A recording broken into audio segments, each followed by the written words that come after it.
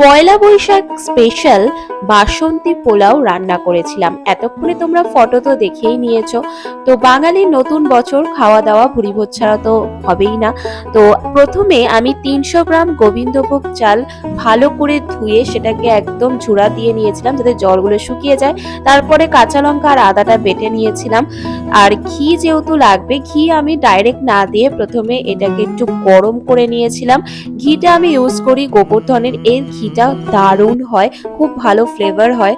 তো দেখতে পাচ্ছ ঘিয়ে ধোঁয়া ওঠা শুরু হয়ে গেছে। এই সময় একটুখানি ঠান্ডা করতে হবে, ধোঁয়াটা যখন বন্ধ হয়ে যাবে ওটা, তারপরে এখানে হলুদ দিয়ে দিতে হবে। হলুদটা তোমরা নিজেদের পরিমাণ মতো দেবে। তো এখানে আমি দিয়ে দিলাম চালের মধ্যে। চালটা কিন্তু প্রায় শুকনোই রয়েছে, জলের পরিমাণ কিন্তু নেই প্রায়। আর এর মধ্যে ওই যে কাঁচা লঙ্কার আদা বাটাটা ছিল সেটা দিয়ে ভালো করে চালের সাথে মিশিয়ে নিতে হবে। এখানে মেশানোটা যত ভালো হবে তত ভালোই, কিন্তু মানে প্রত্যেকটা চালের মধ্যে মশলা তারপরে ঘি এগুলো কিন্তু ঢুকবে। এরপর এখানে আমি গরম মশলা ইউজ করেছি, গরম মশলা পাউডারই আমি দিয়েছি, তোমরাও পাউডারটা এই সময় দিয়ে দিতে পারো।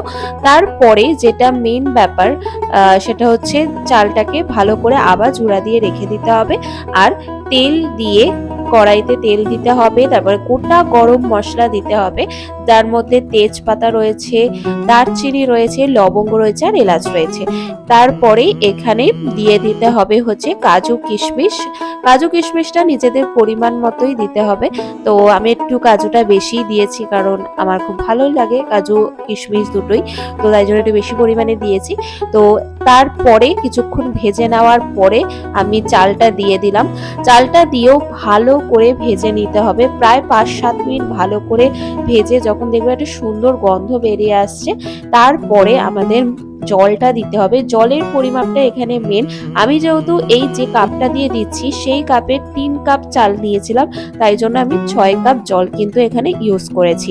মানে 1 কাপ যদি তোমরা চাল নাও তাহলে তোমাদেরকে 2 কাপ করে জল নিতে হবে। তারপরে নুন চিনি পরিমাণ মতো দিয়ে আমি ঢাকা দিয়ে রেখে দিয়েছিলাম, প্রায় 10 মিনিট 12 মিনিট লেগে যাবে।